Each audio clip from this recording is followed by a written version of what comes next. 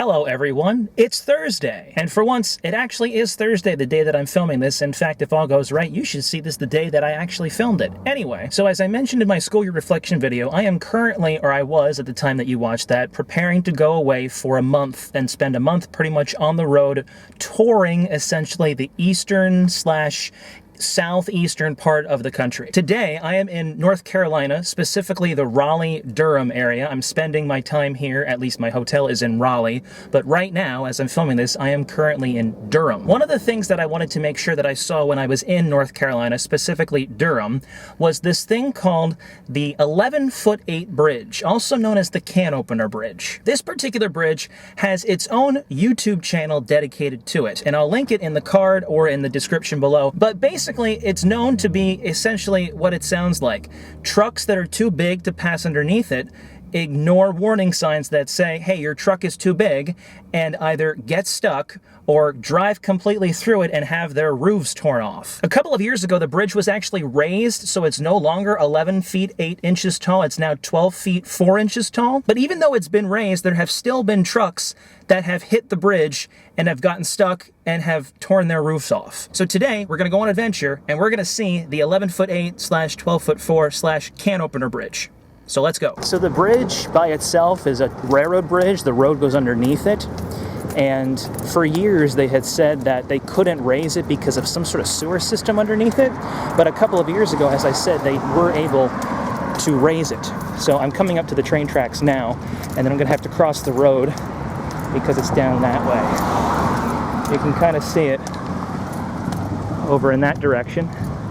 We're gonna cross the train tracks now. And cross the tracks, crossing the road. The sidewalk is closed down here. Gregson Street is one way going that way, which I think is south.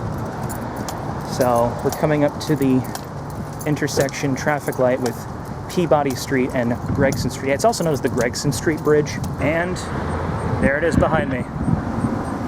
So the traffic light, the sign in the center says over height must turn when a truck that is too high comes too close. There's sensors further down the block that detect if a truck is too high, and then it goes off when the truck comes around the bend. I know it's just a bridge, but it's a bridge I've seen a lot of. Here's a further back view of the bridge. I walked down a bit because it was a little crowded up there, but looking at it, there aren't a lot of trucks that come down this road, so it's kind of surprising that, at least, I mean, I've only been here a couple of minutes, but it's kind of surprising to me that big trucks would come down this road, because it's a one-way street and it's very narrow. Speaking of trucks, here comes one.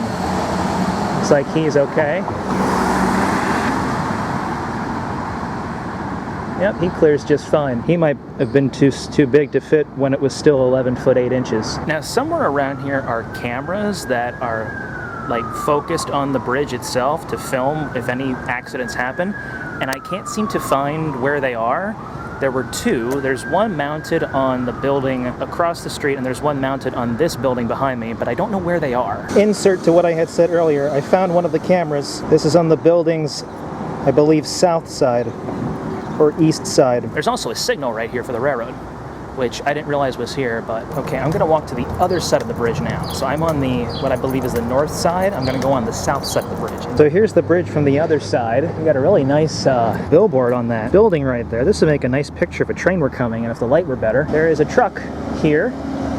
Is he gonna go straight? Yes, he is. Here's a more elevated view of it. I walked up some steps from the street level. So yeah, that's really all I have for you today. I wanted to showcase this bridge. The guy who's been running has been documenting the crashes, I think, since 2008. And since 2008, there have been, I believe, over 150, I think maybe close to 160 crashes at this bridge. So from the Gregson Street Bridge here in Durham, North Carolina, take care, God bless, and I'll see you all later.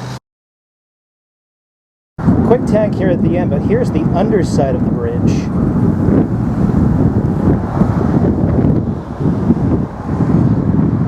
And then on the left there you have the infamous crash bar that everything hits before it actually would hit the bridge. Alright, that's all. Take care, see you later.